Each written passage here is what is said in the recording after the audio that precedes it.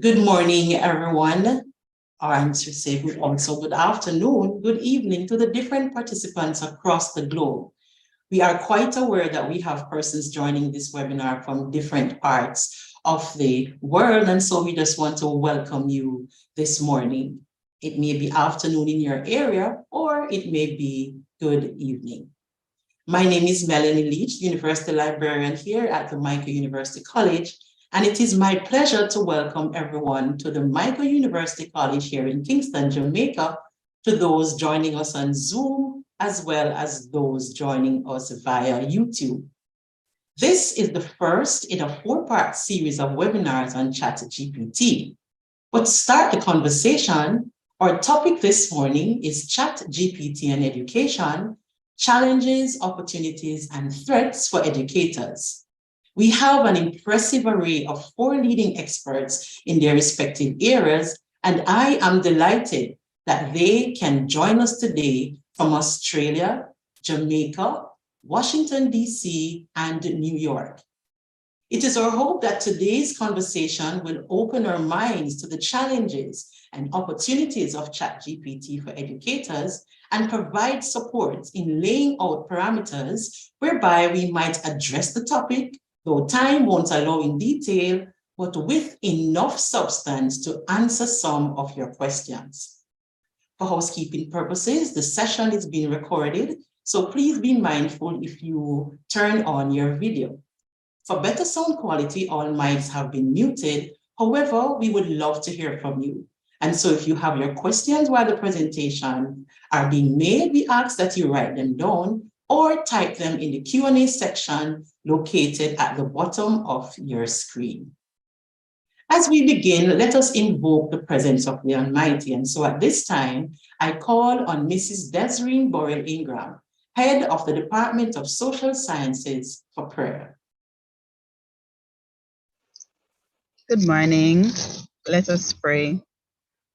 Father, we thank you for this morning. We thank you, Lord, for life. Thank you, Lord, for the opportunity that we can share in this forum. We thank you, Lord, for your presence with us, with our families, our extended families. And Lord, we thank you for protection for everyone in this chat room, in this webinar, from wherever they are in the world. Thank you for being with us. And we declare and decree success in this series. In your name I pray. Amen. Amen. Thank you very much, Mrs. Ingram. Now, one benefit of having a successful institution is that there must be strong leadership. We will now hear from two of our leaders. I invite the president of the Micah University College, Dr. Asburn Pinnock, followed by Dr. Albert Benjamin, Vice President of Academic Affairs, to bring greetings. Over to you, Dr. Pinnock.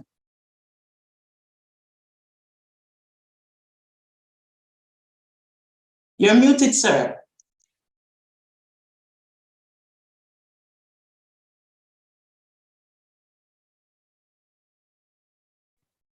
Dr. Pino, can you try increasing your volume? You're not muted, but we're not hearing you, sir.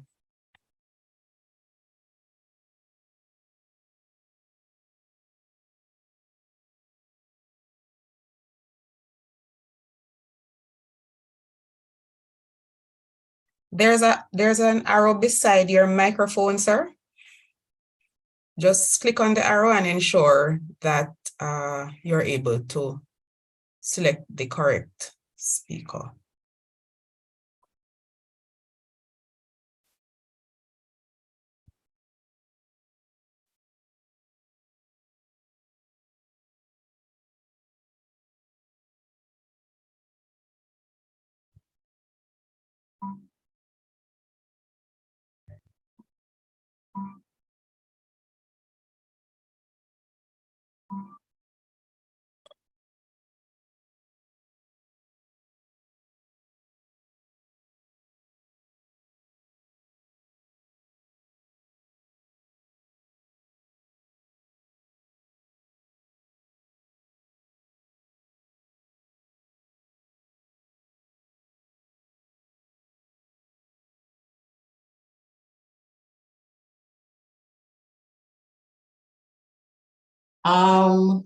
While Dr. Pinnock sorts out his audio, I'll just ask Dr. Benjamin to bring his greetings, and then hopefully Dr. Pinnock audio will be fixed at that point in time, right?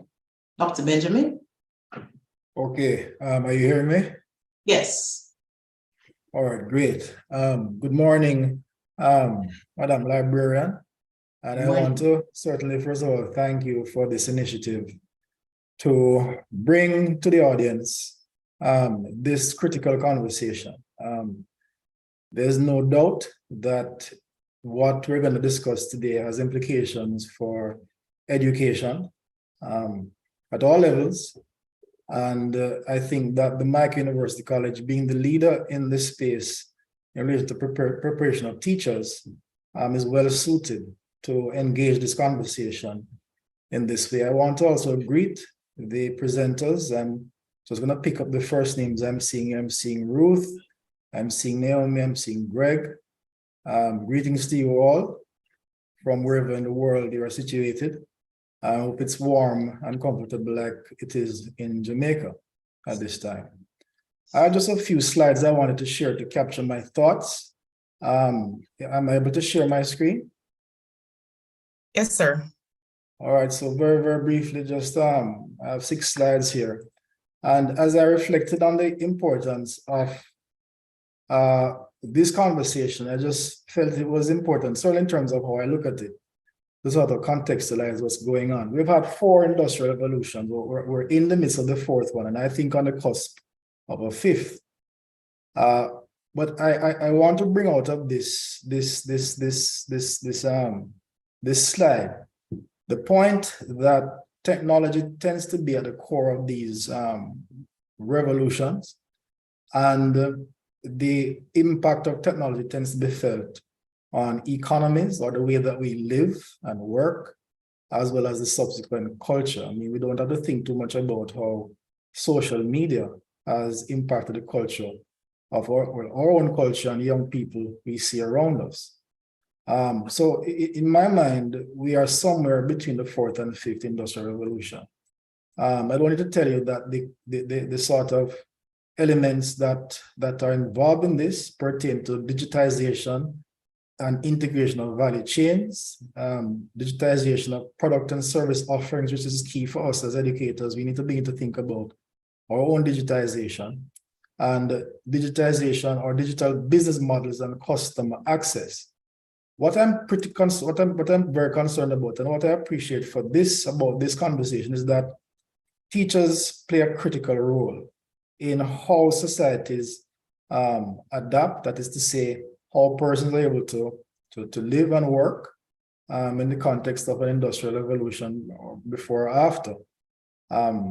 And how we, especially as leaders at the Micro University College, the leader that we are in Jamaica and in the region, how we respond has significant impacts. It can affect us having a society experiencing social pain or prosperity. And many of you may have seen this OECD graph before. It is depicting a period of time at the beginning where technology and education are moving hand in hand. In other words, education is supplying people with the skills and competencies to benefit from the existing jobs and so on in the society. But a point comes when there's an industrial revolution, when the skills and competencies that are required are now at a different level because of the new technology, but education is still supplying skills and competencies from the previous era. Eventually, but while this is going on, there's social pain. Eventually, education catches up and starts to produce skills and competencies relevant for persons to take advantage of this of the industrial revolution. But then later on, it actually, because there's a stabilization to some extent of technology, it actually overshoots. And so you get prosperity, that is, education tends to overshoot now and catches up, but not just catches up, but overshoots. But then the cycle continues. If education, we tend to not be the leaders in this, so we end up lagging behind again, while another revolution takes place and we return to social pain. And so we need to figure out how do we not have extensive periods of time where education is not producing the kind of workforce that we need. I won't go too much more in this, but just say that we need to, I believe, as teachers, prospective teachers, recognize that what we should try to do, I put it up here at the top, forget the graph for the time being, rather than making it impossible to pass your course using AI or ChatGPT, make it necessary to use it to pass your course. Don't make it impossible. Don't try to keep it out, because we need to ensure that we embrace this technology to ensure we have the kind of young people or persons entering the workforce that can benefit from a space where AI is prevalent. I just took a quotation here, I didn't put who it's from, but when the person says AI cannot pass, that AI cannot pass a course, what the person is saying here, this is the thoughts are not as clear as I had assumed from the beginning, but we shouldn't be competing with AI, but we can surpass AI by standing on its shoulders. So make it something that's a part of what we do, but not just a part of what we do, but we can surpass it or use it for greater purposes by standing on its shoulders. So for example, write a lesson plan on the 5th Industrial Revolution, and you see the value for marks there. Then ask ChatGPT to write a similar essay, 5 marks, then compare and contrast both essays, 60 marks. So I'm just trying to help us, but certainly help myself, as I try to think about what I wanted to say. How do I, as a teacher, embrace AI and encourage us all so to do? So I greet you again, and I look forward. Matter of fact, I'm fired up. I can't wait to hear what you have to say. Thank you very much, Dr. Benjamin. Always having a fulfilled presentation. Dr. Pinnock, I'm not sure if your audio is now working.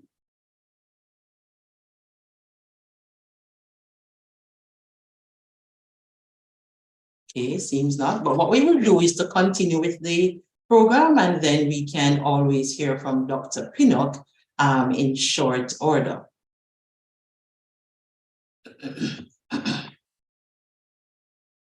Now, without further ado, it's time for the presentation. For greater efficiency, I will do the introduction of all the presenters. Each panelist will speak for 15 minutes, and after the presentation has been concluded, there will be a 30 minutes question and answer session at the end. Now, our first presenter is Professor Naomi Barron. Professor Barron is Professor Emerita of Linguistics in the Department of World and Cultures at American University in Washington, D.C.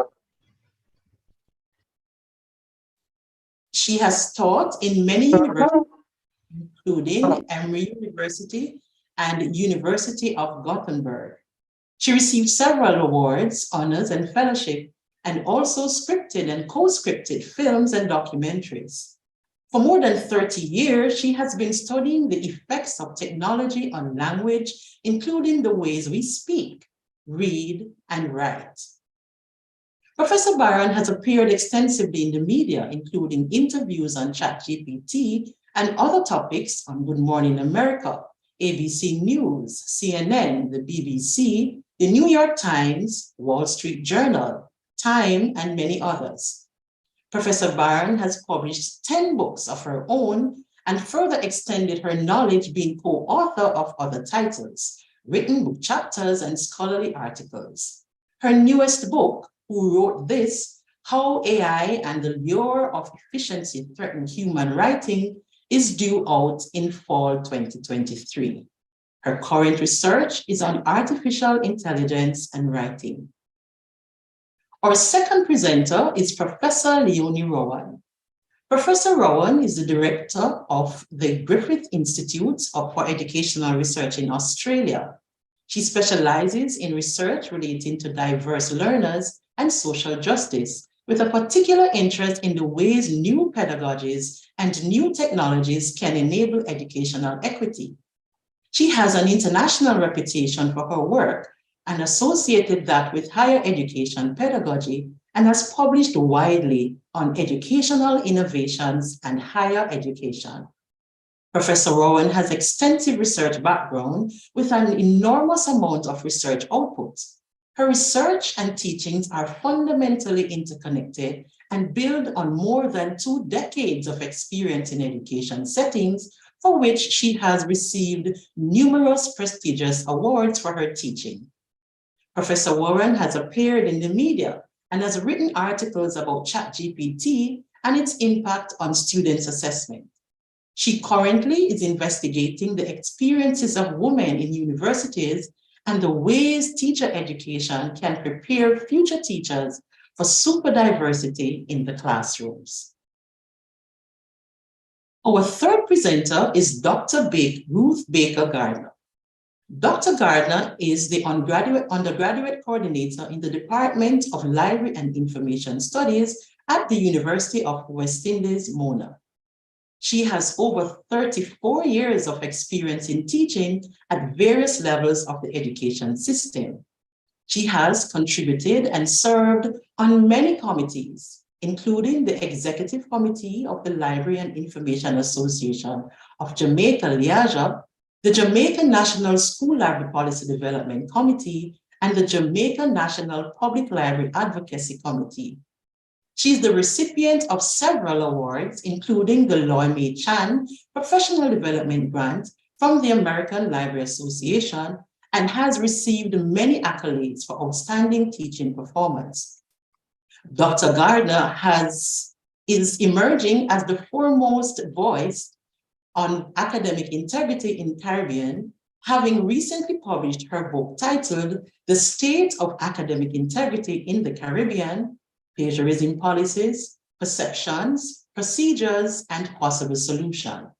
This is the first treatise on the subject in the Caribbean, and it follows several peer-reviewed articles on the subject that she authored and co-authored.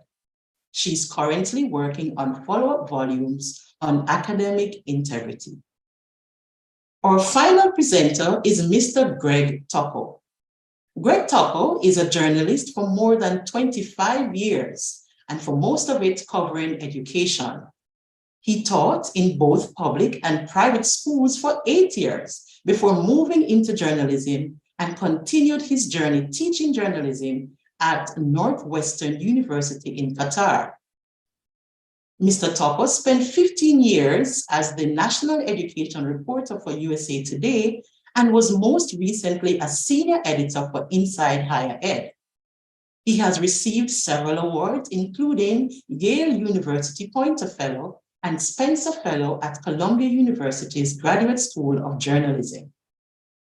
Mr. Tocco is the author of the book titled The Game Believes in You: How Digital Play Can Make Our Kids Smarter, and has co-authored with educator James Tracy for the title Running with Robots: The American High School's Third Century, which looks at automation, artificial intelligence, and the future of high school. Greg is the president of the Education Writers Association and a visiting journalist in residence at Knox College in Illinois. He's a senior writer at the 74 Million, who has been in the media extensively, sharing his knowledge about ChatGPT. We welcome all our presenters here today, and I do hope that the information that they will share will enrich our knowledge base. Now, our first presenter, Professor Naomi Barron, will speak on the topic, Rethinking University Writing Pedagogy in a ChatGPT World. Professor Barron will be interviewed by Mr. Fabian Miller, Department Head of the Physical Education and Sports here at the Micah University College. Over to you, Mr. Miller and Professor Barron. Thank you so much. Just a moment. I think the president was ready. Okay. All right. Thank you for that, Dr. Benjamin. Dr. Pinot? Can you hear me? Okay, yes, we can. We can. Okay, thank you so much. Thank you, Dr. Benjamin. Thank you, colleagues.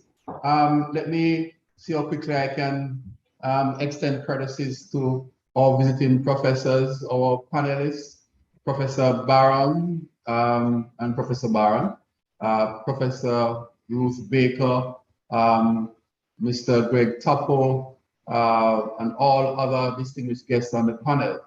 Permit me to begin by thanking the Michael University Library for organizing this webinar and for pulling us together in this dynamic, panel of presenters and to discuss this very important message this morning. Like you, I look forward to the new knowledge and exciting possibilities to be gained by this webinar. I welcome everyone here today, especially our esteemed panelists. I know you have taken time out from your busy schedule to be with us this morning, and for that we are truly grateful. I was recently telling someone that I never interfaced with a computer until it was maybe in my mid-20s. And now I'm seeing babies are born knowing how to navigate technology before they can even speak. Yet too many people are held back by this debilitating fear of technology and miss the opportunity to fulfill their true potential and to contribute in a meaningful way to their society. As Dr. Benjamin slide depict that there's such a great correlation between the educating and the proper education of the nation and the economy and the growth and development. For years, AI has evoked negative connotation, and ChatGPT takes it to another level by facilitating text and voice responses, which are human-like, and that's scary. And it's conversation, it makes real-life interaction, and it makes you feel as if you're reacting to and communicating with a real human being. This, I'm sure, is scary and even threatening to many. Fear of losing jobs and fear of losing relevance. But there's only one way forward, and we have to just learn it, understand it, use it, embrace it. And of course, there are the challenges, but the opportunities are likely to outweigh the challenges if we know how to approach it. AI and developments like ChatGPT is forcing us to rethink and reimagine education. And in our case at the Michael, teacher education. With all this aid, information, support, and that greater shift, we really have to know, and I make another call to make a greater shift towards competency-based education. Certainly this is a must, and less emphasis will have to now be placed on what students know and more what they are able to do at the end of each stage of development. Traditional pedagogy will be challenged as more tools and information and support becomes available. For us here at the Michael, we are committed to staying on the cutting edge of technology. We do not fear uncharted waters. We have been doing this for 186 years. We equip ourselves to navigate waters, and we believe that it is our responsibility to explore and to ensure that we lead and incorporate new ideas and technology into teacher education. We do not believe in waiting for new development to thrust upon us, and we just sit there and respond. We believe in calculating the shifts and the environments and apply flexibility and resourcefulness to ensure that we remain relevant. Today, our librarian is demonstrating this by putting us together in this forum, and therefore I express gratitude and much appreciation to her and her team. Human beings are not great predictor of the future, and there's a lot that we still don't know. What we do know, however, is that ChatGPT is here to stay, and it would suit us to learn as much as we can about it and to get with the program.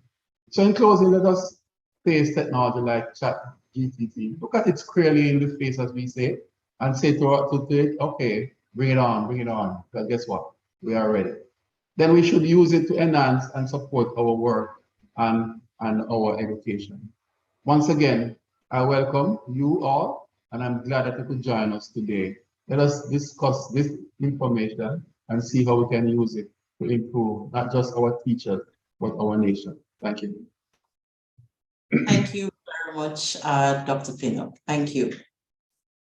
We will now commence the presentation of our first presenter, Professor Naomi Barron, interviewed by Mr. Fabian Miller. Thank you.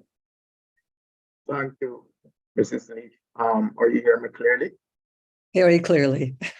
Thank you. Hi, Byron. It is a pleasure to be having a conversation with you. I'm pretty sure that the participants here will gain a wealth of information that is currently needed. As an educator myself and still a student, I find this topic very interesting. It's something that I want to learn about. I would love to teach my students about it. So my first question to you is, what is ChatGPT? And really, is it a new technology? And also, is it a new threat to teaching writing? So we start off with, what is ChatGPT? All the right questions to start with. The most important thing for us to keep in mind, I think, for this whole webinar conversation is that ChatGPT is not a new technology. The technology behind it, think about the GPT part, which means generative pre-trained transformer, which is a mouthful, which was a technology that was developed and first launched at a conference by a number of Google employees in 2017. And that technology was a new way of thinking about how you do artificial intelligence. In this case, it was for doing translation. Okay, that evolved. It became the search engine for Google in the next year or so. And that evolved with the start of a new company called OpenAI in San Francisco. OpenAI started something called GPT. It then became GPT-2 and GPT-3. And ChatGPT is really GPT 3.5. And GPT 4.0, they keep evolving, is due out any day. All right. What ChatGPT does is a kind of, we'll call it a nursery school safe version of the way this GPT, this generative pre-trained transformer that OpenAI as a company puts out. And when ChatGPT came out in November 30th, 2022, OpenAI said, know what this is and know what this isn't. We've tried to make this really safe so that when people are trying it out, they're not getting into trouble the way that you do with the kinds of modeling, they're called large language models, that get us into lots of trouble. And it's been in the news that Google got into trouble when it released Bard to a small number of people, which was its chatbot, that Microsoft got into trouble when it started putting these technologies into Bing. So let's not confuse the current ChatGPT with what the broader technology is capable of, because it evolves every day. It's much more capable than ChatGPT is. And it remains to be seen what gets released to the larger public. Okay. Great. Because one of my concerns, is how safe it is, how reliable it is. And is it, again, something that is efficient to use for the students? Okay. OpenAI never claimed that ChatGPT was reliable. And if you look on its website, on its blog, it says, we're releasing this so that people can try it out. Basically, we're releasing this so OpenAI can get millions and millions and millions of pieces of free data to analyze how to make the tool better. So we know that, number one, it only has data up through 2021. It does not access the internet. That is, it's a closed system. We know that it's not aware of things locally happening in Jamaica or happening in Reykjavik in Iceland. It doesn't have that information. And we know that it hallucinates, which is the term in AI for making stuff up, all right? So we knew that this was not designed as a tool for students to write essays and submit them under their own name. That's not its purpose. Its purpose, very simply, capitalistically, was to get OpenAI free sources of data on how to make better chatbots. So we are using it in many contexts, including in education, in ways that it wasn't designed to be used. So it's not OpenAI's fault if the results are not always trustworthy. That said, it's important to know there are tools, and OpenAI has them, and Google has them, and a company called DeepMind, which is now owned by Google, has them. They have ways of producing a result and then giving the references so that you can check them, so you can see, is it true, is it not true, do you believe it, do you not believe it? That's not packaged in ChatGPT, but the technology is there. So we have to, again, separate out what this particular free tool that makes us guinea pigs when we use it, what it is, from what the technology is right now capable of, but not released to the general public. Okay, thank you, Prof. Byron. Thank you for that distinguished separation, because ChatGPT has been popping up in my feed for a few months now, because like you, I'm a writer as well, and I never looked into it at that time, but recently I have done so. So another question that I want to ask you is what is the relationship between ChatGPT and other writing tools that use artificial intelligence, including spell check, grammar correction, and programs like Grammarly? Okay. The reason that I think that's an important question to ask is we tend to forget that artificial intelligence has been used in the kinds of online tools that most of us use on a daily basis with things such as Microsoft Word. It's important to know that Microsoft paid first $1 billion, then a second $1 billion, and now a second $2 billion, and now another $10 billion. So that's $13 billion that Microsoft has paid to OpenAI to incorporate OpenAI's, we'll just call it GPT, to incorporate the most modern versions of that into the way that Microsoft Word and various other Microsoft products function. So when you're using spell check these days, when you're using the grammar check, you're using a version of GPT, okay?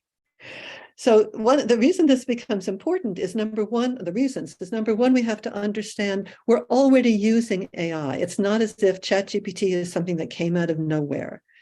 The second thing to understand is there's been a lot of talk, particularly in the United States, about ways of building tools to detect if ChatGPT is being used by students in their assignments.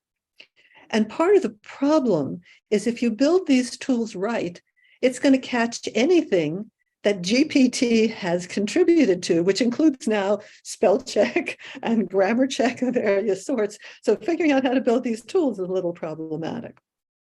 Okay, the other piece of the puzzle is there have been writing tools, such as probably the best known example in the United States, at least, is Sudo-Write, that's S-U-D-O, W-R-I-T-E, which is a product that actually runs on a version of GPT-3 because OpenAI is licensing access to GPT-3 to lots of commercial entities. So we've had students who, for a number of months before ChatGPT came out, we've had students using these other kinds of tools to generate essays.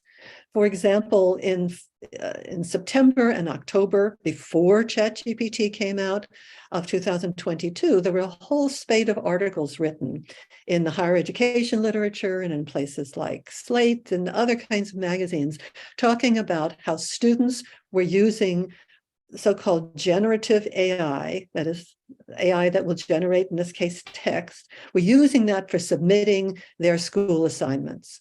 And the way they could do that is there was a limited sort of cleaned up version of this, what's known as a large language model, which is a gazillion words and sentences taken from the internet and from all kinds of libraries and whatever, that you can use to generate text. That's been around. It's just, but you had to pay for it.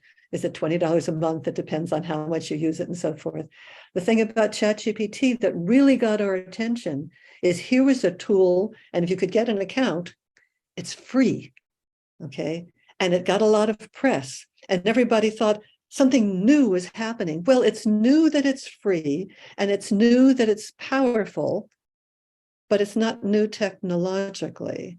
And we have to, as we're thinking about the role of ChatGPT in education, we also need to think about the role of these other kinds of tools that we take for granted now. Grammarly is another example that's only available in English, but it's used very widely in the United States and probably in other English-speaking areas.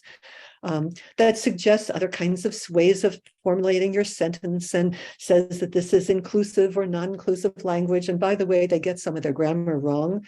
They get some of their inclusiveness that is just Looney Tunes is the best way to do it.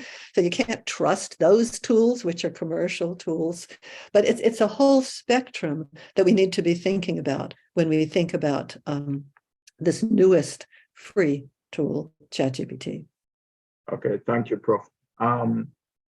Could you explain to us, help us to understand, I know you point out a few of the limitations, but some more of the limitations that exist for ChatGPT. Some of the limitations, sorry? Yes. Current limitations of the tool of that. Okay, so the limitations are the following. The way that the software works is a kind of prediction of what is likely to be the next word that writers of these gazillion words that are in this data set, what's the most likely word that would be written? Well, if you do a statistical analysis of the words, let's say in English, the most common word is the. So you're going to get lots of thes coming up as being predictive as the next word. You also are going to get words that are more common words, the rarer words that we'd like our students to learn to use. We want to expand the vocabulary. We want to expand it, just their spoken and their written vocabulary. Those aren't going to come up because statistically, those are not the most likely next word in the sentence. So some of the vocabulary is a little, I will call it middle school, not even high school. I mean, some high school, but not college. Okay. Another limitation, and I'll put that in quotation marks, is that the language that comes out is grammatically perfect. The punctuation is perfect. It's much better than I tend to do, and I've been writing for, I won't tell you how many decades, than I tend to do even in my third draft. And I said, oh, how did I miss that?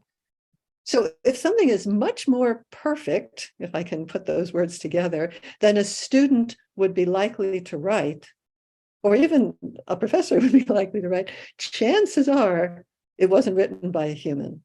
Okay, and then there are the limitations of trying to put bumper pads around this tool so it doesn't take what in Wikipedia you'd call a point of view. It doesn't do politics. It doesn't sort of take the perspective of how would Donald Trump argue this? How would Joe Biden argue this? It's really apolitical because they want to keep this as safe a tool as possible. Well, for many of the assignments we make, we want students to take a point of view. We want them to argue for something. We also want them to show that they are aware of what's happening today.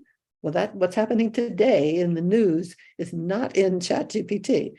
All the articles that have come out on ChatGPT are not in ChatGPT's data set. So there are limitations in what this tool is about. But I'll mention this tool does much more than write. It will do translation for you. It will write computer code in Python for you. It doesn't do graphics, to my knowledge. But it could, because OpenAI has a graphics tool called DALL-E 2, they could have built it in if they wanted to, but it's a separate entity.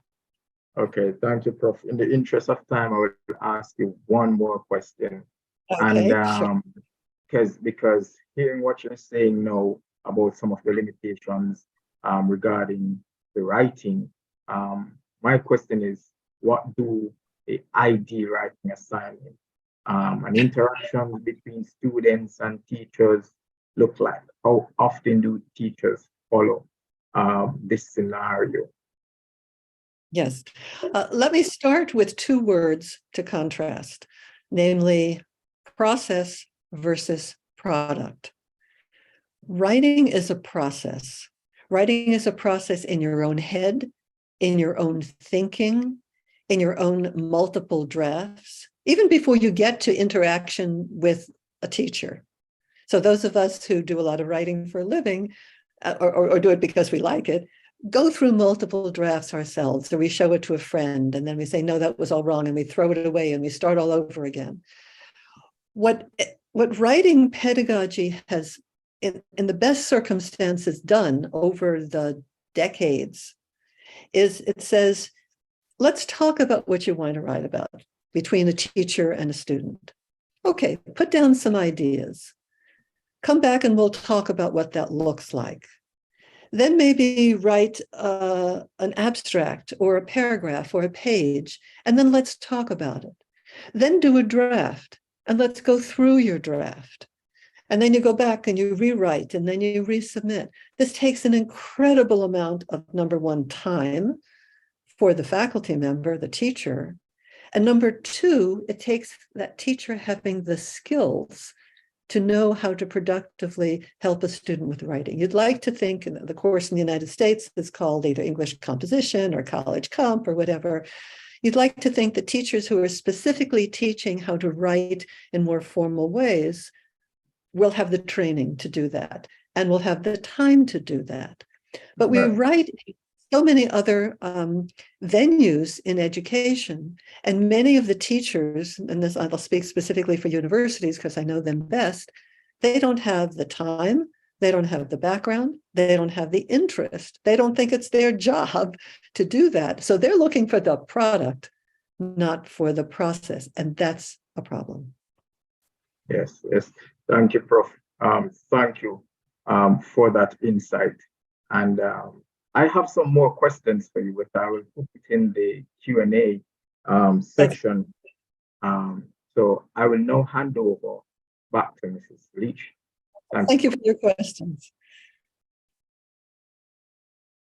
Thank you very much, Professor Byron, for that. Thank you very much, Mr. Miller, for conducting that interview, which I think was very informative. I know the questions are, popping up, but what I'm going to ask is that you type them in the chat or just to write them down. But please don't forget your question, because I know that one of the goals for this webinar is to ensure that your questions are answered. Now we're going to move on to our second presenter. And our second presenter is Professor Leonie Rowan.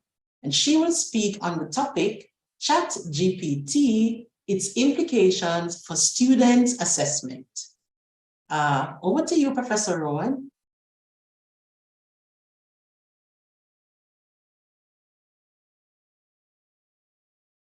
Thank you very much, Melanie. Can I please check that you can see my screen? Yes, lovely. Yes, we can.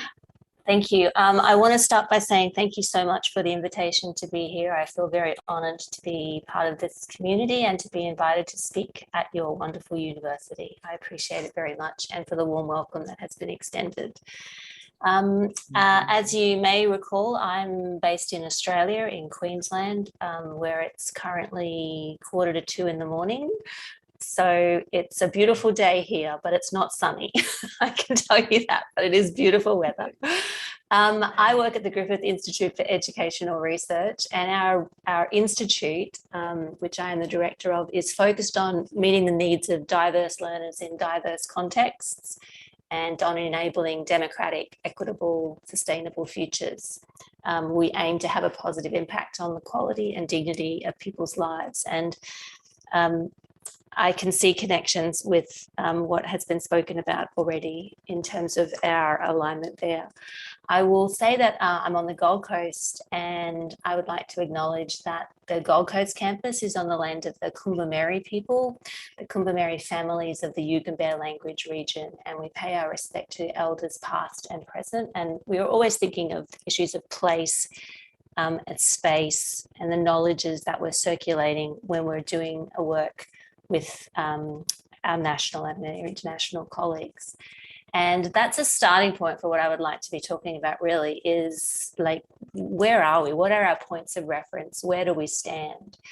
And it's important for me to come into the conversation and to build on that wonderful background that Naomi has so very, very helpfully and powerfully given us, to think about the whole challenge of ChatGPT and artificial intelligence broadly from a starting point, so that we're not just coming into it as a conversation that's about technology. It's a conversation that's about something much bigger, which is, for me, what's the point of education in the first place? So it's my own educational philosophy and my own pedagogical practice has been greatly influenced by Bell Hooks, who talks about education as the capacity to open minds and hearts, to transgress boundaries, and following Paulo Freire talks about the idea of education as the practice of freedom.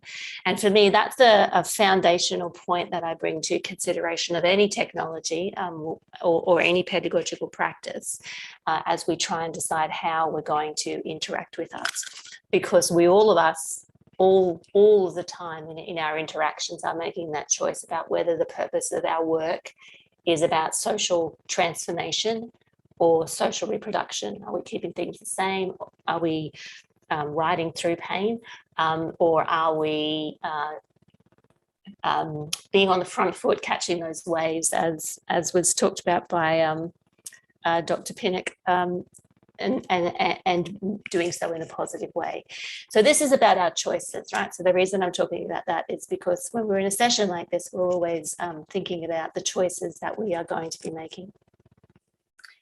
So from that basis, I'm going to talk a little bit about assessment from the point of view of people who are working in education and in teacher education. We train teachers, we do a lot of teacher education at Griffith.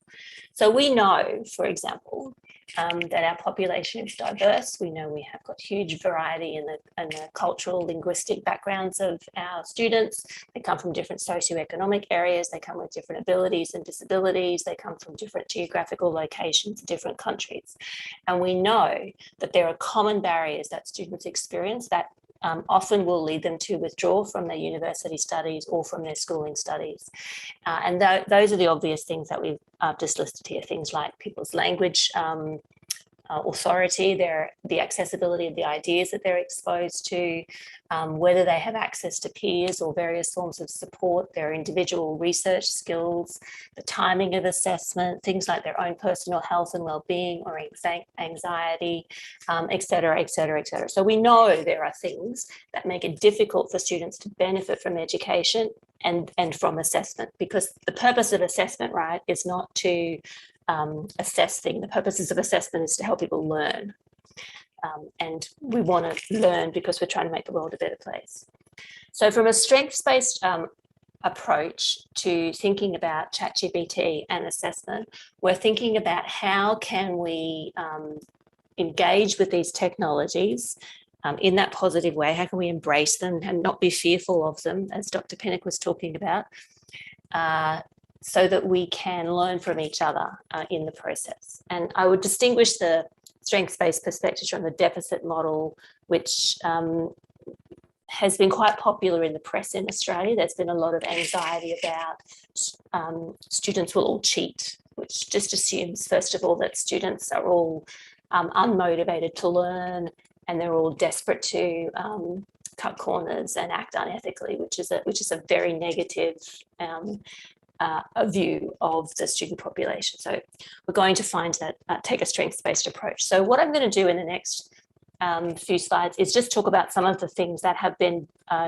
taken up by academics and teacher educators and teachers in Australia in terms of being on the front foot with these innovations. So technology, as somebody has already said, it can be good or bad depending upon what you use it for. So when a new technology comes along, it's possible for us to delegate work to the machine. Sometimes the machine will delegate work back to us, right? So we can delegate some work to our so ChatGPT is often great at writing things for academics. There is some work we can delegate to it. It's very good at writing the sort of bland text, lots of policies. It's great at writing clear assessment descriptions. Templates and rubrics, very good. Examples of responses that meet different levels of criteria, different degrees of difficulty or creativity. It's great at producing examples of inclusive text if you ask it the right way, which I'll come back to in a moment, and giving like sample essay responses or experimental data or just text for people to work with.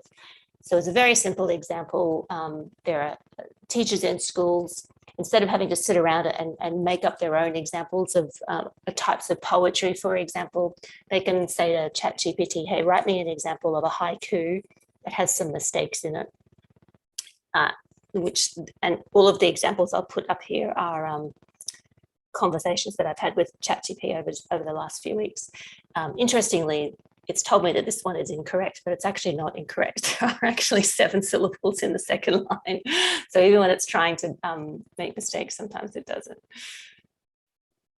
So that's just some of the practical things that we can delegate to it as educators. And that is important because it frees us up for that core work I was talking about at the beginning of trying to ensure that we're benefiting the diverse learners in our classrooms who benefit most from staff-student relationships. Okay, so the way in which that is impacting on students is very diverse and very important. But one of the strategies, I think, which both Dr. Benjamin and Dr. Pinnock spoke about, is that this needs to be in our classroom. It needs to be visible with us here and present. We need to be engaging with it so that it becomes a collaborative design, a collaborative experience. So for students, this is how it's being used at the moment. So it can be a helpful start and on a fact finding journey or a fact checking journey, factoring in everything that Naomi said about the actual fact that it's not a search engine, which people don't always understand, and it will and can hallucinate and make things up. But it can be a good start if people have the right understanding of what it can and can't do. It can be a good introduction to complicated concepts like, for example, the concept of cultural capital. And it can be particularly helpful for students who are coming to these concepts that are familiar in an English-speaking country, but who may not have encountered them in their first language. So it could be particularly helpful for students there, which again frees up the teacher to have more follow-up conversations. It's very good at modeling and scaffolding. So you can be quite specific in how you work with ChatGPT, which has benefited, is already benefiting a lot of students in university context. So you can actually say, oh, I've got this sentence, but it's not long enough or complicated enough. What would be an example of how I could extend it? And it will give you an example. And when we're dealing with students who have had disrupted educational pathways or who lack confidence because they might be, for example, the first in family at a university, there might be students with a lot of anxiety, there might be students who have experienced some disruptions in their careers. It can be very good at building confidence to start a task, and that's a really big achievement for a lot of students. So for example, you can ask it to give you a set of interview prompts. If your task is to conduct an interview, it can give you some prompts. Now you've still got to do the work of selecting them. One thing that has a lot of potential in the Australian context is the capacity to provide more intensive support for students from language backgrounds other than English or culturally and linguistically diverse learners, where there is insufficient resourcing generally to provide people who don't have the English language experience, familiarity or competence to achieve highly in school or university tests. ChatGPT for those sorts of tasks like grammar, as Naomi was talking about, it's pretty good on grammar. It's not perfect, but it's pretty good. And it doesn't get tired. You know, you can ask it as many times as you like. So a student can go back to it 100 times and say, have I got this sentence right now? Have I got this sentence right now? What's wrong with this? I don't understand what they mean by this is too passive. What does that mean? And it will continue to answer. So it can be a very sustained conversation. So I will just pause there for a moment to say, the grammar is very good and the spelling is very good. It's also very beige.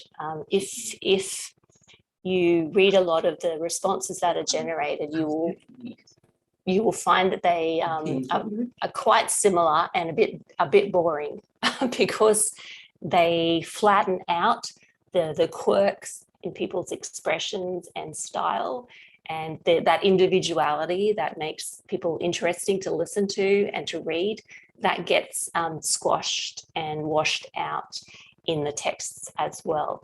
So there is something, there's a lot of debates on online and in various conversations about how ChatGPT can, replace artists and musicians and so on. And Nick Cave has responded to a song that was written in the style of Nick Cave by saying that songs arise out of suffering and data doesn't suffer, which is, I think, a really nice, powerful way of capturing the idea that, of course, it's mining experiences that are already there. So it's not a clear-cut distinction, but we need to be aware that humans may have more demands on text, more personality. And not only is it beige, it's also very white. So a lot of the data that it's reporting and drawing upon is written by white English-speaking people, middle class, able-bodied people. It can be very good for helping students get into the sort of higher order cognitive capacity of evaluative thinking. So you can bring it into a classroom and you can work with students to help them ask complicated questions. So tell me why the concept of cultural capital is not helpful to feminists. Now, they're two quite different concepts, complicated concepts. If you could put those together and make sense of them, you're demonstrating evaluative thinking. And there's a really good link there from some work that's been done by Ethan Mollick about how you can ask ChatGPT to explore complicated hypotheses to get students to demonstrate a depth of understanding. In that process, you can also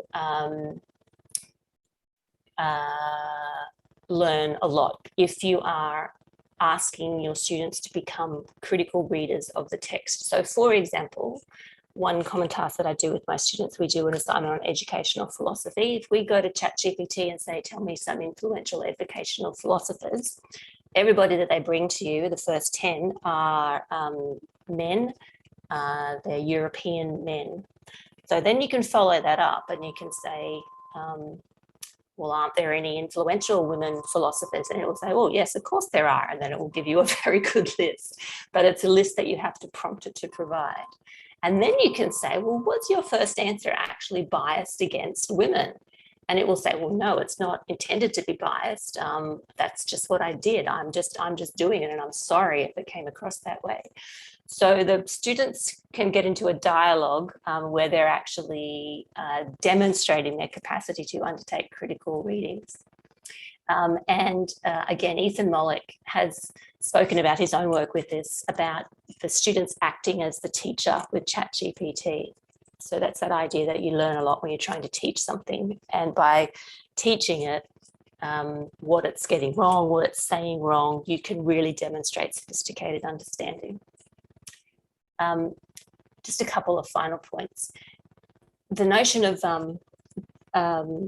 becoming a critical reader comes through quite strongly if you ask questions that force ChatGPT to make visible the material that it's read, and to reveal that sort of Western white bias that's in it. So for example, I asked it here, you can see here, to write a thesis statement to argue that Shakespeare is popular, but his work isn't relevant in a culturally diverse society, and therefore shouldn't be studied. And it actually says, I'm an AI language model. I can't say that because his work is widely regarded as a significant contribution. So on the one hand, it's saying it's a language model and can't take a position, but at the same time, it's taking a position saying Shakespeare's great, let's keep Shakespeare.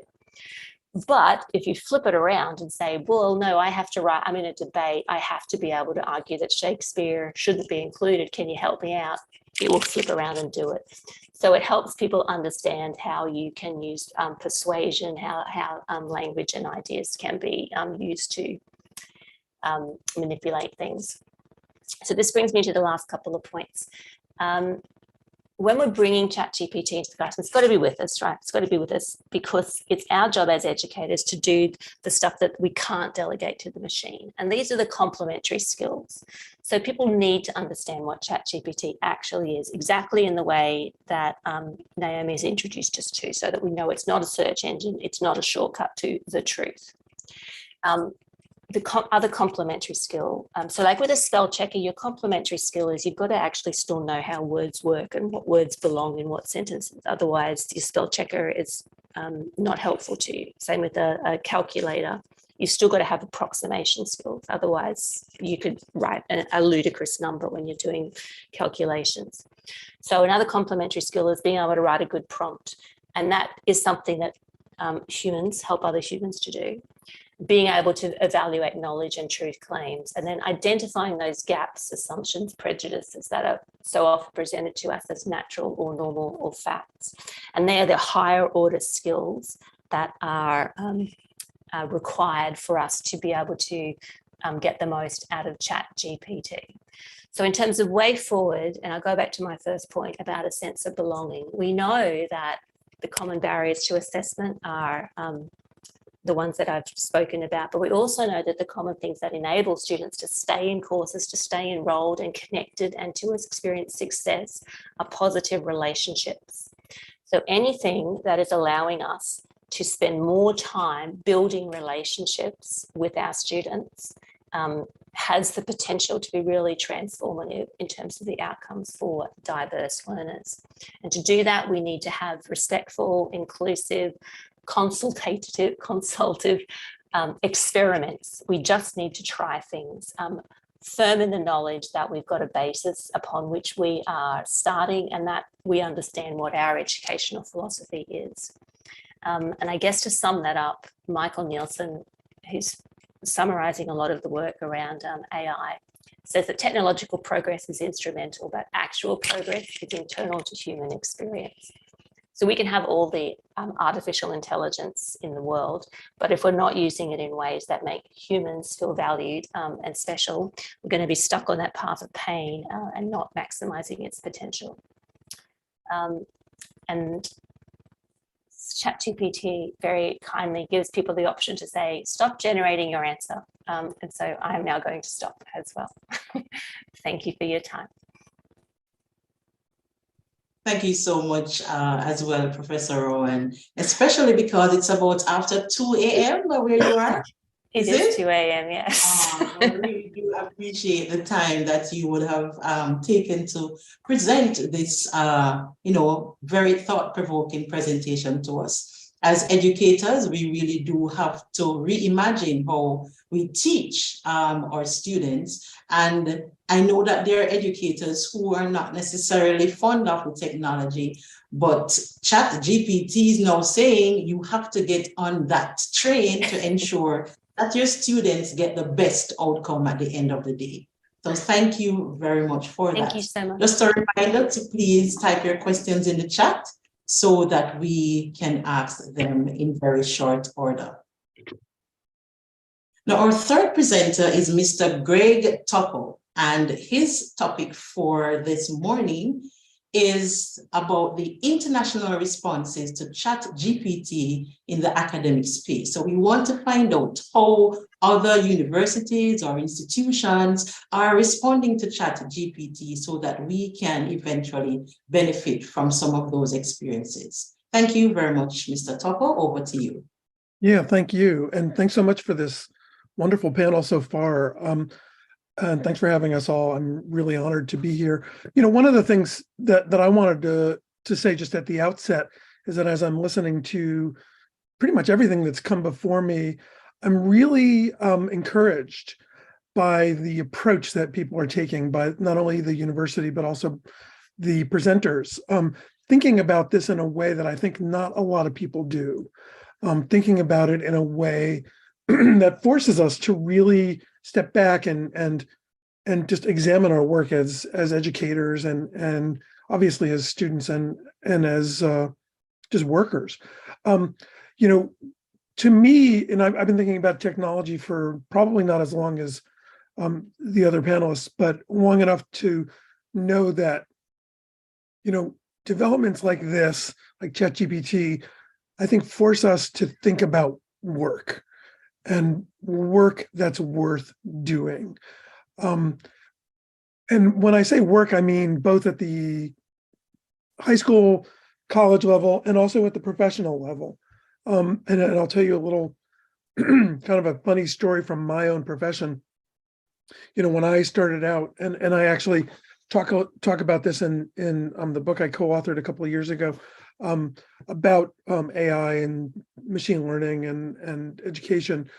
You know, when I started out at the Associated Press, and this is going back now to 1998, one of the things we would have to do as a regular sort of part of our workload was to, and I actually printed one out, we would, on the weekends, there would be minor league baseball games that would be played in the area. And at the end of the day, in the late afternoon, we would get a sheet of paper that looked like this. This is a baseball box score. And it's, you know, it's lots of data. Basically, it's just basically a database about what had just happened during the game. And what we had to do as the person on duty was stare at it for a couple of minutes, figure out what had happened, and write a 5-paragraph story. So in a way, it was basically asking us to interpret a database and then write some, you know, past tense prose about what had happened in this period. And the first couple were very interesting, kind of nice sort of logical puzzles. But after the, I don't know, third or fourth one, it became absolutely horrible, absolutely just drudgery.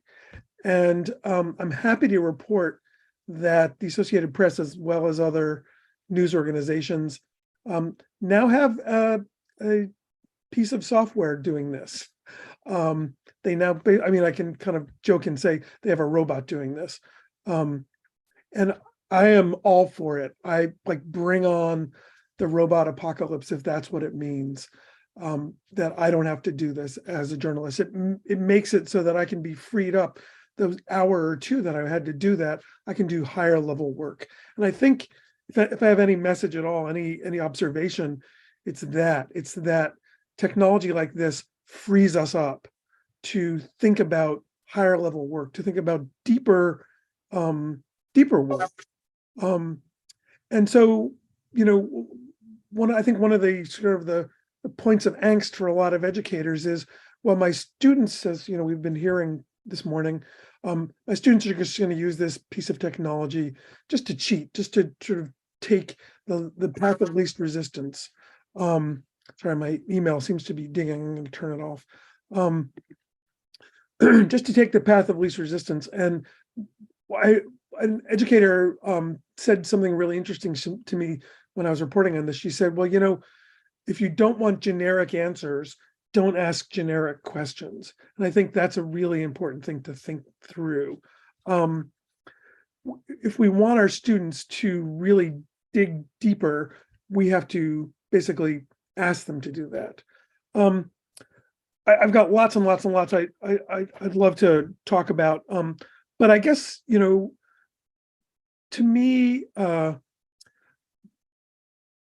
would urge everybody on this call, if they haven't already, to get an account, get a ChatGPT account. As Professor Barron said, it's free. That's one of the big sort of innovations that is that it's free, at least for now, for people like us. And I would say play with it. Spend some time, working through prompts. Spend some time, crafting your prompts to get the kind of answers you want. It doesn't escape my notice that one of the things that actually the Washington Post just wrote about this the other day, one of the new jobs that has been sort of bubbling up in this time period is something called prompt engineer. This is a new job that technology like this has made available. It is, and it's actually it's actually a really attractive job and a really well-paying one, and where you're basically you're digging into the ways that this technology uses language and responds to human language, and you're figuring out better, more productive, more consequential ways to create prompts. And it's literally just Google the phrase prompt engineer, and you'll find you'll find that this is a job that exists now. And I think the Post said something like these things start at like $300,000, so not bad.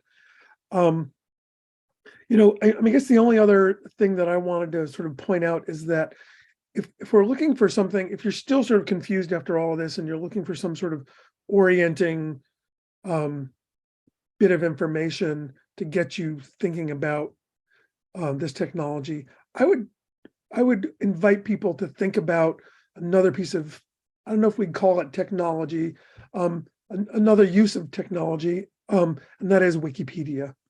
When Wikipedia came out, this same response took place. Educators were absolutely freaking out about this. They thought, my students will just go to Wikipedia, cut and paste, and there will, that will be their essays. And of course, we know that now that is kind of nobody would do that, except maybe, a 7-year-old who doesn't know any better. We treat Wikipedia the way I think it should be treated. We treat it as a kind of orienting tool. You start there if you don't know anything about a subject. I actually, I'm a grown man with a couple of degrees, and I still go to Wikipedia when I don't know anything about a topic.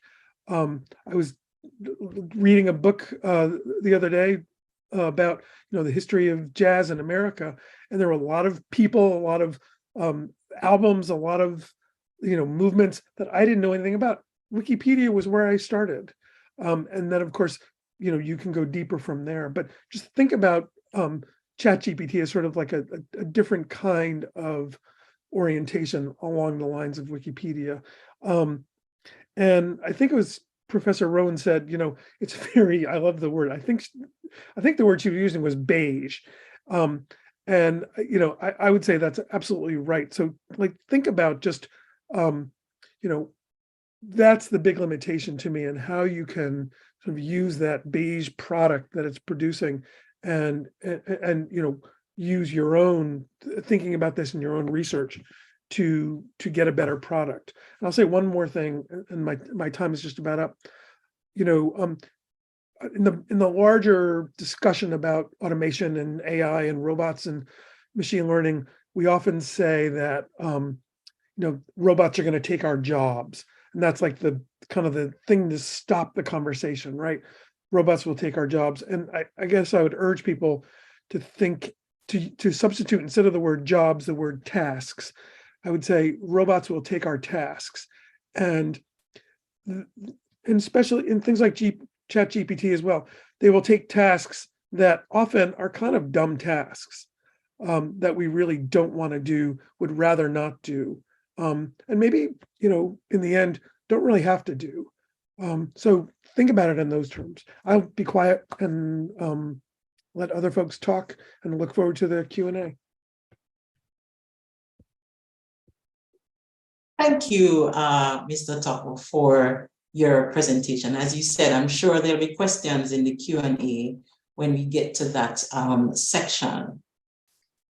Now, our fourth presenter and final presenter is Dr. Ruth Baker Gardner, and she will speak on the topic, Caribbean University's approach to academic integrity in the era of ChatGPT. Over to you, Dr. Gardner. Good morning, good afternoon, depending on where we are in the world. Let me first greet the organizers of this event, fellow panelists and audience. I'm very, very happy to be sharing with this session. The response of the Caribbean to ChatGPT is not so much about its advantages. That's not what's worrying the Caribbean right now. It's much more about the fear of how students will use it to facilitate cheating. And this is the angle that I will focus on today. So when we have managed this fear, we are able to take advantage of all of what ChatGPT can do for us. So a very thick blanket of silence covers the discussion of plagiarism in the Caribbean. Now I say plagiarism because the concept of academic integrity is not very well known. But say the word plagiarism and you get rapt attention. So in terms of its academic integrity system, the Caribbean is about 15 years behind the United States, Canada, and Australia. So we have academic integrity policies, but for the most part, no systems for academic integrity, which are represented by the academic integrity centers, websites featuring academic integrity resources, toolkits for academic integrity, and so on. So the region is so far behind that I had to ask the International Center for Academic Integrity to add Jamaica so I could register for the conference next week. So the Caribbean does not have a presence on the academic integrity stage internationally. Now, Professor Barron spoke about the purpose of education, which is one place I would have liked to go, but she has covered that already. I believe that any discussion of academic integrity in the region must take into consideration the social context within which our institutions operate. We must also give consideration to the fact that share your music. Our education system, we must also give consideration to the fact that our education system is a microcosm of the society in which it exists. And so in terms of its level of corruption, the Caribbean islands are a little bit low on the poll, with Barbados standing at the top at 65%, ranking 29 out of 180 countries. We see United Kingdom, Canada, Australia, United States having higher scores than us in terms of the corruption index. So we live in a society that is prone to corruption. And when I say a society, I'm talking about the Caribbean generally. And our schools are likely to reflect that. And so our academic integrity systems must take that into consideration. All right, so I found this clip online, how to cheat in a UWI exam. So cheating is being explicitly promoted within the region. So the issue that the Caribbean is experiencing goes beyond ChatGPT. What this new technology has done is highlighted an existing problem that we have ignored for too long. The problem of what to do about students who cheat. All right, and so we also have the issue of contract cheating. So 1,040 million results generated in less than a minute. So in our zeal to examine the ChatGPT phenomenon, we cannot overlook the contract cheating pandemic, which is sweeping across the globe. So the Caribbean seems not to have taken into consideration how all of these kinds of misconducts related to our current approach to GPT. All right, so points to note. We have cheating at our secondary level. So educators are involved sometimes. This cheating occurs in public and private schools, and cheating behaviors learned at the secondary level are practiced at the tertiary level. So there's currently a lack of academic integrity instructions at the second level, and the detection of breaches is sometimes problematic. So in terms of what we would do with a ChatGPT is that we would need to integrate it within our academic integrity system and teach students how to grab hold of the advantages. But we don't currently have those systems, and herein lies the problem. So we are in a space where we have students cheating, where cheating is going undetected. So add another technology to the mix and it becomes problematic. So this case of 70 students cheating would have gone undetected, had not a disgruntled teacher written a letter to the CSEC headquarters in Barbados. All right. So there is currently no academic instruction, no formal program for academic integrity instructions in the Caribbean. In those schools which have librarians, students might be provided with some lessons in information literacy, which might provide them with some exposure to academic integrity. However, not all schools have librarians, and there's no curriculum for the teaching of information literacy. So school librarians are therefore left on their own to decide what to teach. Instructions in academic integrity typically boil down to a few lessons in citation, round about the time students are required to complete their school-based assessment. All right, so cheating behaviors are learned and practiced at the secondary level. Students then engage in these same behaviors at the tertiary level. These behaviors become very difficult to reduce and eliminate once students enter tertiary institutions. So as a region, we have cause to be very concerned about what the ChatGPT can do in terms of adding fuel in students cheating. So I did a research, a content analysis of plagiarism policies of Caribbean universities. By the way, the Michael University College was also a part of that. So I went online, I did an analysis of plagiarism policies or academic integrity policies. So the region has no policy framework to support academic integrity. In this way, it differs significantly from Australia. Individual countries are also lacking a national framework. So based on an analysis of the academic integrity and plagiarism policies of 16 institutions, there's a heavy emphasis on sanctions without corresponding emphasis on sources of assistance. 4 policies were left out because they were so brief, there was not enough content to analyze. So what does this mean in the area of artificial intelligence tools such as ChatGPT? We do not have a system in place to handle breaches of academic integrity. That's a challenge. And so ChatGPT is here, and now we need a response. I also did an analysis of accreditation policies across the Caribbean. I checked 9 members of CANQUATE, and CANQUATE is Caribbean Area Network for Quality Assurance in Tertiary Education. 6 of those 9 members had policies, plus there was a policy on academic integrity, or well, their accreditation policies included information on accreditation, on academic integrity, sorry. Of the 6 that I found, only Jamaica, Guyana, and St. Vincent and the Grenadines spoke in any way about academic integrity. So the approach to academic integrity taken by these agencies was punitive, with the focus being on ensuring that institutions had a policy, that these institutions provided evidence, that students observed the guidelines and the policies, and where students failed to do so, these accreditation agencies required that the institutions provide evidence that they were applying the sanctions. All right? According to the literature, where we apply sanctions, where we tend towards this punitive approach without giving it an educational component, nobody benefits, everybody loses.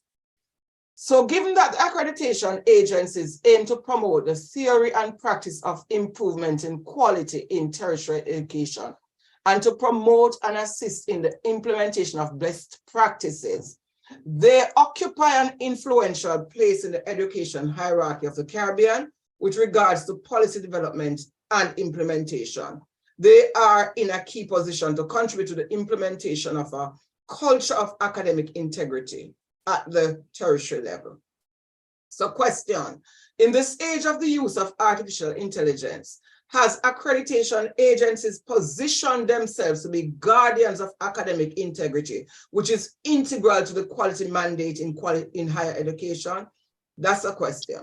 So we take a look at Australia's government tertiary education quality and standards agency. On their website, on their accreditation website, they have academic integrity center up front, big and bold. So academic integrity is related to quality assurance. It is related to accreditation. But in the Caribbean, we have not yet made that connection. All right, on their website, on the Australian Government Tertiary Education Quality and Standards Agency, they have a wealth of resources for academic integrity that is useful to institutions.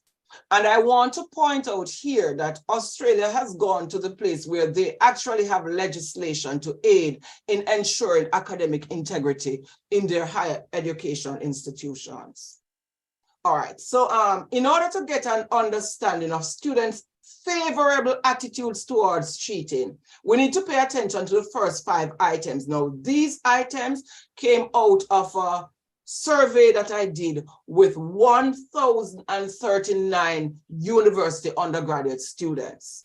Now, the sum of the strongly agree, and undecided responses range from 37.8% to 51.3% from the items 1 to 5. So what this is saying is that many of our students do not share the same perception of cheating as faculty, as the institution. So we think cheating is wrong and it is something really bad and we need to get rid of it. The students think otherwise. This is what they say. Why did I add the undecided? The fact that students have not taken a position where cheating is concerned should be of concern to us. So now we can argue that this is not true of our institution because this was done in another institution. However, we have to bear in mind that these students were educated in the same secondary schools. The students that attend the HEIs represented on this forum attend in the same secondary schools that this sample attended. So when we look at item 7, when 31% of a sample does not agree that plagiarism undermines independent thought, then we know that the arrival of ChatGPT has raised the stakes. Our students have a positive attitude towards cheating, and the method does not matter. As long as there's opportunity to cheat, as long as they have this positive attitude, they are going to cheat. So although the Gleaner, Jamaican's most widely read newspaper, has identified the potential fallout in academia due to ChatGPT and that article I clipped from them, there has been no response from the academic fraternity in terms of how to manage the potential fallout. So, food for thought. Does the region actually have a cheating problem? If no, what are we doing that makes our system so effective when compared to the big names on the block, the Oxford? So based on examination of data on academic misconduct out of Oxford, the Caribbean has less cases. What are we doing differently if we don't have a cheating problem? If we have a cheating problem, then that we choose to ignore, what will be the likely outcome? Are the current academic integrity policies comprehensive enough to deal with contract cheating and the use of artificial intelligence tools? So even as we gather on this forum to talk about ChatGPT, should we open school tomorrow morning and find that a whole class has used ChatGPT to generate its assignment? Do we have policies in place to deal with those kind of breaches? What is the role of text matching software in the context of secondary and higher education within the region? Have we thought this out? What are institutions doing with the data gathered from the use of text matching software? Are we tracking what's going on in terms of cheating? Are there institutional policies guiding the use of text matching software? And who is monitoring these policies? So conclusions, and this is a very abbreviated presentation. Educational institutions have a pivotal role in developing students who practice integrity while protecting the institution's reputation. So the advantages of ChatGPT should be harnessed in the classroom as we prepare students to live in a technology-rich society. In terms of its ability to compromise integrity, educational administrators need a focused approach with a targeted educational component.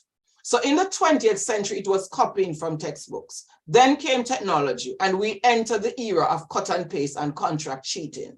Now we are faced with ChatGPT. Tomorrow, it will be something else. The Caribbean stands to lose its competitive edge in the global education system if it does not move swiftly to implement academic integrity programs guided by well thought out policies. And we do have in the Caribbean a strong educational product. We do export our brain power. The Caribbean stands as one of those institutions one of those regions in the world with the highest migration rates. And our people are migrating to places like the United States, Canada. And they are taking with them their qualifications earned in the region. The Ministry of Education is lamenting the fact that over the past academic year, we lost almost 400 teachers. A lot of those persons found themselves in Canada and the United States, and this is one academic year. So our product in the Caribbean is good, but it will not remain this way unless we are able to assure the international community that our academic integrity systems are robust.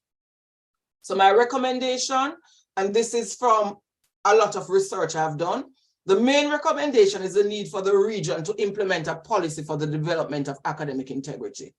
Now, what that policy would cover is emerging issues like ChatGPT. So the policy would be revised. It would cover issues such as contract cheating. How do we deal with those? All right, something else that we have to take into consideration is that we have the UWI, the regional giants, the UWI and CXC. Through them, any system for education in academic integrity can be piloted. Our CXC syllabus is created in Barbados. Regional teachers do the job. We need to integrate academic integrity there. The UWI, although not the only university of note in the Caribbean, does cover the entire Caribbean with 5 campuses. So they stand at a very, very critical place. So the main recommendation is based on research. And I'm proposing that there's need for the region to implement a policy for the development of academic integrity. This regional policy must include definitions of practices related to plagiarism, because one of the challenges with the academic integrity policies that I analyzed was that there was no common understanding of what plagiarism is. This regional approach is necessary because, as I said before, we have CXC, we have the UWI. From this regional policy, each territory will then need to develop a national policy. From this national policy, higher educational institutions will develop their own institutional policies, which take into consideration the uniqueness of each institution. And there needs to be the development and implementation of introductory programs on academic integrity at the secondary level. Now, this is the work. This initial publication is intended to stir discussions on academic integrity and hopefully elevate it to the level where academic integrity will become a matter of discussion by education administrators. 2 others are in the pipeline. The first is a full audit of the academic integrity activities in 91 HEIs across the Caribbean. And the second will focus on action research that evaluates the effectiveness of education in helping students to develop and practice academic integrity. Thank you all very much for having me. I am grateful to you. And I am grateful to you, and I can say on behalf of the participants here, I'm sure the sentiments that I've just expressed are the same. Thank you very much to all our presenters. We definitely have benefited from the knowledge that you have shared. And I can see the emojis going up, so I know that it was really a rich discussion that we have had. Time would not have allowed for us to go any further, but at least it's a start of a conversation, one that we definitely will continue as we examine and look at this whole matter of ChatGPT, not only about how it impacts students' writing, how it impacts students' assessment, looking at other countries and how they would have responded to ChatGPT, and most importantly for us in the Caribbean, how does ChatGPT looks at enable us to ensure that our academic integrity policies and all the necessary collaborations that we would have done in order, as Dr. Baker Gardner just said, we need to have a cohesive one document to guide how we treat academic integrity. So thank you very much to all our presenters. I know that you are all very busy, and I am grateful that you would have taken the time out of your busy schedule to be on this platform. I know that you would have had other engagements, and so just visiting us virtually here in Jamaica, where the sun is bright and cool. Sir Greg, I'm not sure if you're cold where you are, but it's good that we can be on this platform sharing this knowledge with the community. I will go straight into the question and answer segment so that we can get as much out of the discussion as possible.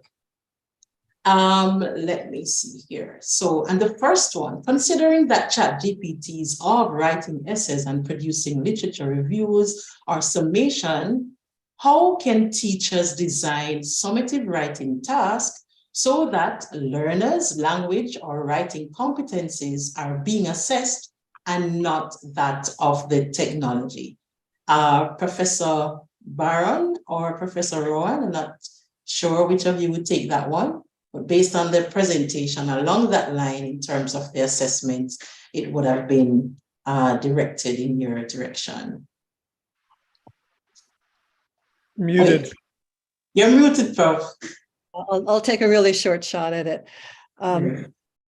The thing we need to remember, and this goes in a sense to Dr. Baker Gardner's point, is we have had problems in the past of not being convinced that something that was written and submitted under a student's name is really that student's. And the traditional technique that we have used over the years is when we get a paper, even if it's a product and not one that we have followed the process of, we sit down and talk with the student about it. We see what kind of language that student is capable of using. We see what kind of knowledge that student has to have. And it's usually pretty easy to figure out what was written by whom. That is, was it written by, what was the thing that was submitted, written by the person who submitted it? So we need to take that same kind of mindset, at least if we have a question about whether something was written by the student or not. But the other point is that there are so many other tools that already fix up your language. And I'll go to Microsoft Word, particularly Microsoft Word Editor, which came thanks to the work of OpenAI and GPT-3, but also this tool Grammarly, which so many of my students use, which fixes up their language before they submit a paper. but we have no way of their teachers of knowing what they would have come up on their own. So the technology question is not just about ChatGPT and figuring out how do we get students to do their own writing, because we have not complained about the use of these other tools in the past. So why do we think it's right to complain now if there's yet another additional tool like ChatGPT entering the picture? Excellent. Thank you very much. I hope Mrs. Samuels White would have gotten the answer to her question. But it's definitely very interesting. But usually once there is a new technology, somehow, there is always this heightened attention given to it. And then over time, we get acclimatized to that particular one. Now, another question that Suzette Morrison Curtis asked is, what ethical policy would be needed to assist colleges to validate the assessment that students submit? Dr. Gardner, I think you would have touched on this a little bit, but just to add. It goes beyond the institution. And I think Professor Barron is from Australia. What it requires, Professor Rowan is from Australia. Yes. What it would require is what Australia is doing now. Australia has a national framework. We don't have that framework. And so if institutions piecemeal try to implement, it becomes very untidy.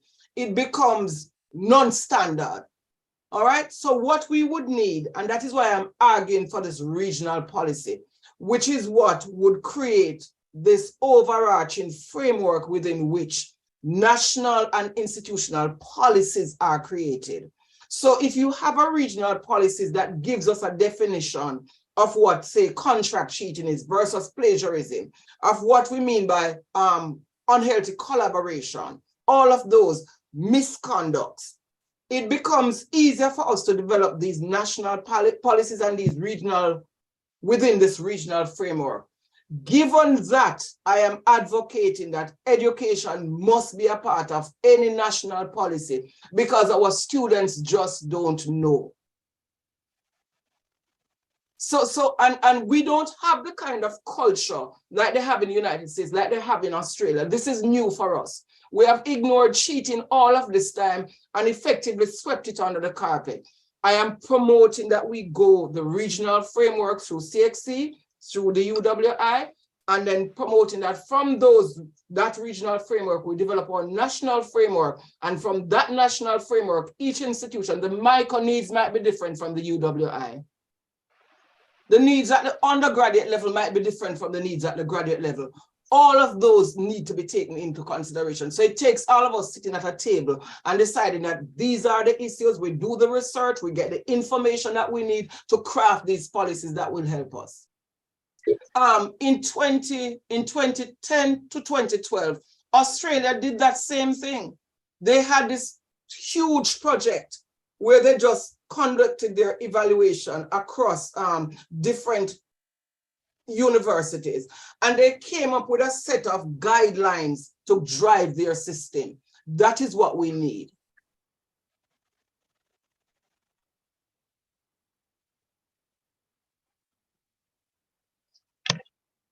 Wow. That seems like there's something with your audio, Dr. Gardner. Are you hearing me now? Yes, I'm hearing you now. Yes. Okay. That concluded your response? Yes. Okay, all right. Thank you very much. So there are quite a bit of questions, and I'll just say about 3 more, and then we can always, please type your emails beside your questions in the event that we, in the interest of time, would not have gotten to them, that we can still ask our presenters to send the response, and then I will email them to you. So if you could still go ahead, type your question in the chat, and put your email beside them. No, let me go for this one.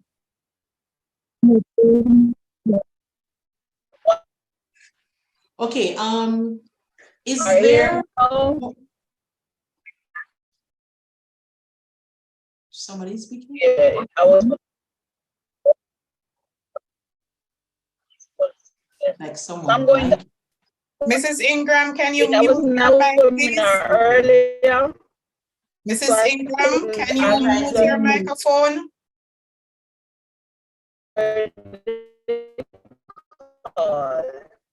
Go ahead, Mrs. Leash. I'm going to. I was trying to mute her, but it's not.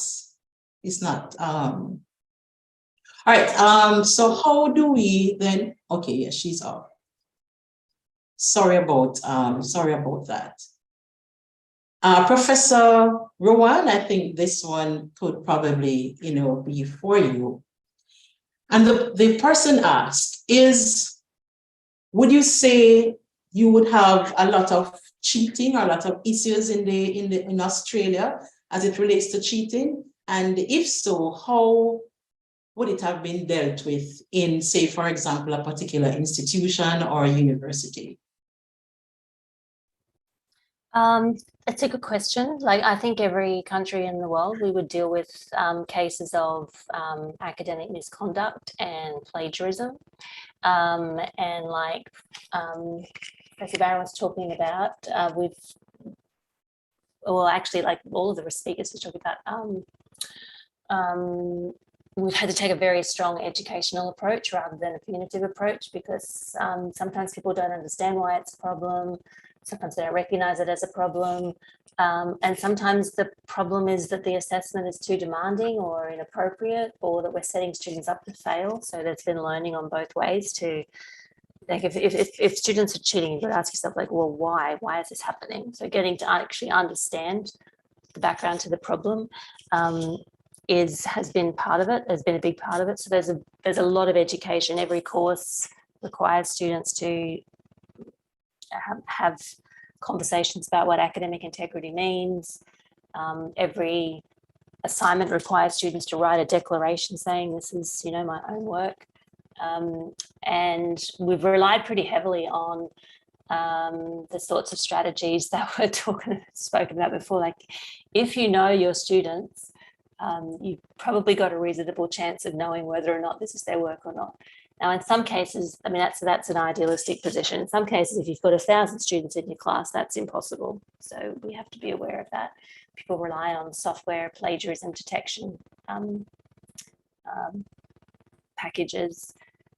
That doesn't work for ChatGPT at the moment. And if it did, it'll probably pick up things that aren't actually plagiarism, as Professor Barron was talking about before. So there's it's an issue. I don't want to pretend that it's not an issue at all. But we also know that even without ChatGPT or other technologies, there's essay writing factories. People get their friends to write their assignments for them if they're under pressure. And then there's this whole other shadow economy that people don't talk very much about, which is kids who have well-educated parents who can get their parents to, like, I don't mean write it for them, but I mean edit it and proofread. And we sort of encourage that. We reward that. The student who can display a certain kind of cultural capital, we reward that in universities. So taking a sort of measured approach to it, I think, is really important. Okay, thank you so much for that response. Professor Barron, I have your final question, and it's from Saeed Hussaini.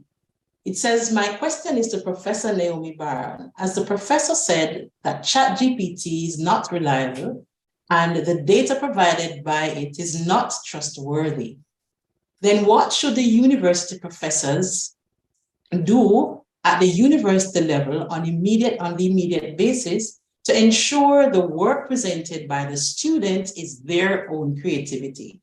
And in looking at that, we just want to ask as well and to add, what is the future then? What should we, what is the future looking like for educators where ChatGPT is concerned? How can we merge the two to get the best outcome in the teaching and learning process?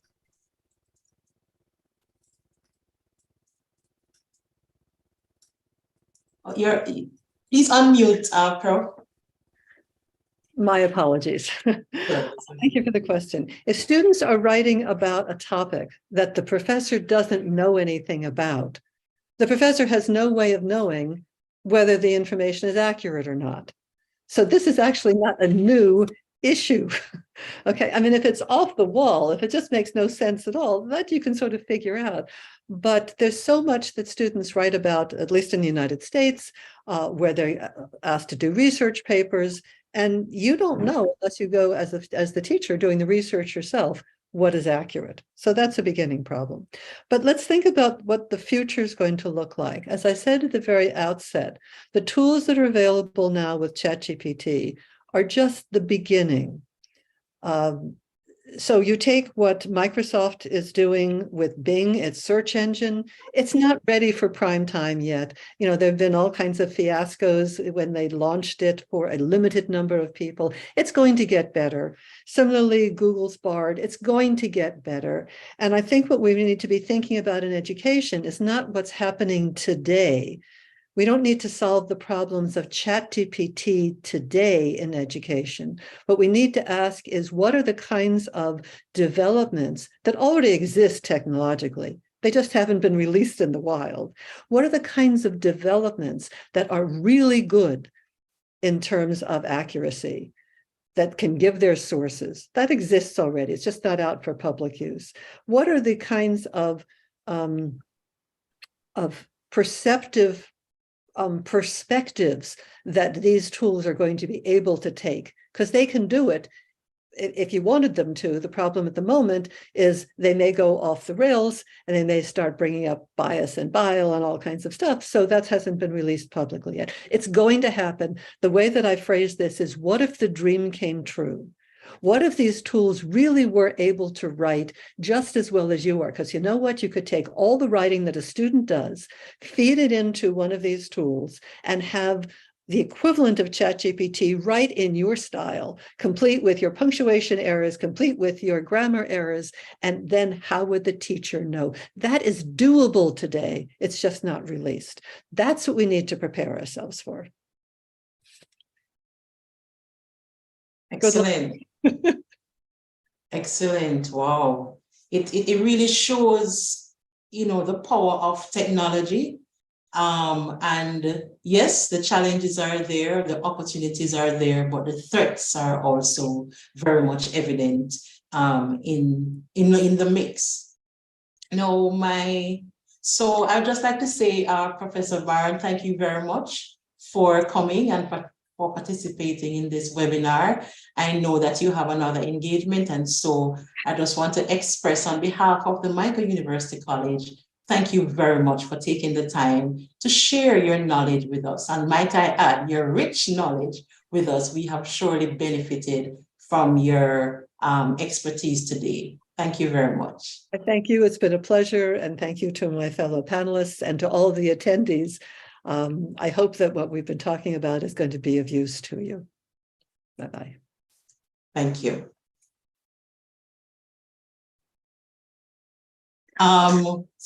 We have one final question in the interest of time.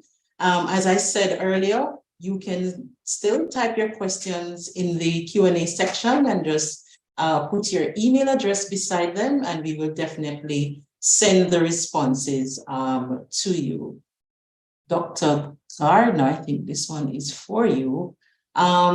Are there any potential benefits for the Caribbean being at this stage now, in that it might give the region the chance to avoid mistakes that have already been made in other regions? Could we learn from other regions and the mistakes that they would have made for our gain?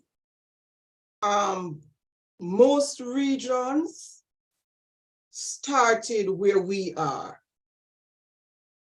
but they are making advances. So I think it might be the other way around, for us to learn from what they have done in order to craft our systems so that we implement and get it right. Last year, I did an extensive study of 20 universities. 5 of those were in Australia, 5 in the US, 5 in the UK, 5 in Canada. So there's a lot of learning out there that we don't have to start this from the bottom up. People are out there who have implemented good practices, research-supported practices that we can learn from. But one thing that I've noticed is that all of them do is that they ensure that they research for their space. They drive their systems on research. Our Caribbean situation is very, very unique. It's different. And so some research would have to go into driving what we implement. One of the suggestions that I would have is that we begin to talk about it, because when you can go on other institutions' website and see how many cases of plagiarism they had and what constitute the cases, we have not even begun that discussion in the Caribbean. If something happens at your institution, nobody hears about it unless it hits the news. Same thing with my institution. So that blanket of silence that prevents us from having healthy conversation needs to be removed. It's not a Huey versus Michael. It's not a Shortwood versus St. Joseph. It's an issue that is in our space that must be dealt with, and our attitude towards dealing with it means that we must come together and sit at the table. I heard you said that so many times, and it's really profound. And sometimes we, focus on our institution. So yes, I'm a part of Michael, so the focus, it's going to be about Michael. But as you said, the conversation really needs to extend beyond the institution that we're in, so that there is some collaborative effort. And at the end of the day, we have a Caribbean document that can stand, on its own. And let me say this, that book included extensive research. There were several pieces of research. That work took me about 4 years. I looked at students' perception. I looked at the gender issues. I got real plagiarism data from the institutions and compare it. I got real plagiarism data from CCXC regarding CAPE and CSEC. So there was a lot that I pulled together in order to inform that work, because I'm saying if this is a preliminary work, we want to have something out there that we can refer to. And so I got qualitative data from students who talk about the fact that lecturers don't even use references on their PowerPoint presentation. So they were using instructor-based neutralizations to justify their cheating. There's so much happening in the space, but we are not paying attention to it. Right. Thank you so much for that. In the interest of time, I know that we said we wanted to stop at 12, it is right almost on the ball, but I'm going to give the final question to Professor Rowan. And it says here, how can we improve the student population and the sensitization of the use of the tool?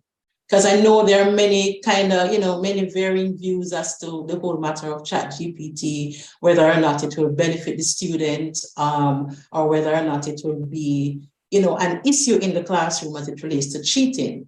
But in what way can we use the tool to the students' benefit? How can we do that? The first thing is that we make it visible, so it becomes a conversation. So it's not something that students feel that it's hidden away, or that we're not having a conversation with them about it. The second thing is that we listen to what diverse students are using it for, what they think about it, what they know about it. So we actually do have an evidence base for what's appealing to them at the moment. And thirdly, we use it in the course of our lessons so they can get an understanding of what it is, what it isn't, what it can do, what it can't do. And fourthly, we make sure that we're making good choices in our assessment tasks. I mean, there's not much point in giving people assessment tasks that don't encourage them to think deeply or creatively. Like, that's just not there's no point to that anyway. So I think that it's a case of ongoing, experimentation with our students, and making sure I would really advocate for having diverse voices in that conversation, so that it's not just academics talking to academics or a subsection of students.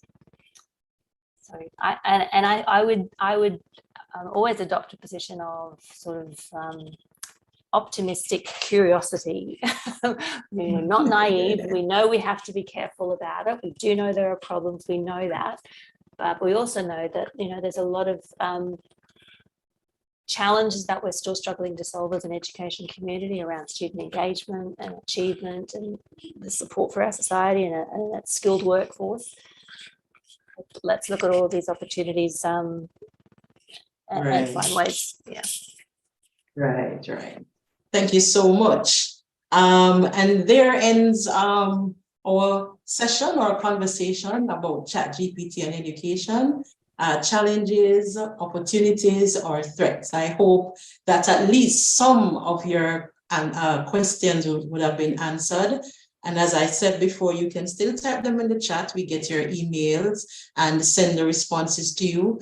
But what it really shows is that, yes, ChatGPT is a powerful tool, and we would have seen the pros and the cons where that is concerned. It's just for us to do the necessary assessment of the tool to see how we can incorporate it in our spaces, how we can use it to the benefit of the students, and how we can guide them along the way of, and even if they're going to use it, how can we guide them to ensure that they're using it in a way that is not unethical, but more to their benefit? Academic integrity is something that is very serious. And as Professor Dr. Gardner just said, it's more along the line, I'm speaking for us in the Caribbean, that it's used as a punitive tool. The very use of Turnitin, because some of the institutions here in Jamaica, and I know Turnitin is very popular worldwide, would have had that in their institution using for students to upload their work. And so Turnitin is sold as something that is, it's all plagiarism, and they call it the plagiarism software, but it's more than just that. Right? So I know that they are in the process of developing something to identify ChatGPT to see if it pretty much exists in student work. So yes, we want them to benefit, but at the same point in time, we want to ensure that they are using it ethically. And that's really important. So it's just for me to say thank you very much to everyone, all the guest presenters, Professor Rowan. I mean, you have stuck with us. I know it is wee hours of the morning, as we would say in Jamaica, where you are. So we really appreciate you taking the time to stay with us throughout the entire session. Mr. Greg Topper, I know, given your profession, you would have probably been traveling to a number of countries, but, thank you very much for taking the time to be with us. We really do appreciate the knowledge that you have shared, given the fact that you would have been, conducting a number of interviews with other institutions globally and getting their feedback as it relates to ChatGPT. Professor Baker, Dr. Baker Gardner, I really have benefited from the conversation. And I know that your perspective on the whole matter of academic integrity in the Caribbean would have hit home, because this is where we are, and we would really, have liked to have that deeper conversation with other institutions. But thank you for sharing the knowledge. Hopefully we will take it on and not just let it be a conversation, but it's something that we definitely have to action. Thank you so much for being with us and for sharing the knowledge. I know Professor Barron would have left, and I would have already expressed my thanks to her. And last but not least, certainly the participants, persons who would have joined us. I know from different parts of the world. I know we have persons here from Pakistan. We have persons from Barbados in the Caribbean. We have persons here from New York, Australia. Thank you so much. Mexico, as I'm seeing here. So I really do appreciate the time that you would have taken out of your busy schedule to be with us. As I said, it's a first in a 4-part series of webinar on ChatGPT. So please be informed via your email. We will definitely be sending out information as it relates to other webinars that we will have. So thank you very much. Do enjoy the rest of your day and continue the conversation until the next webinar is announced from the Michael University College. Have a great day, everyone. Bye.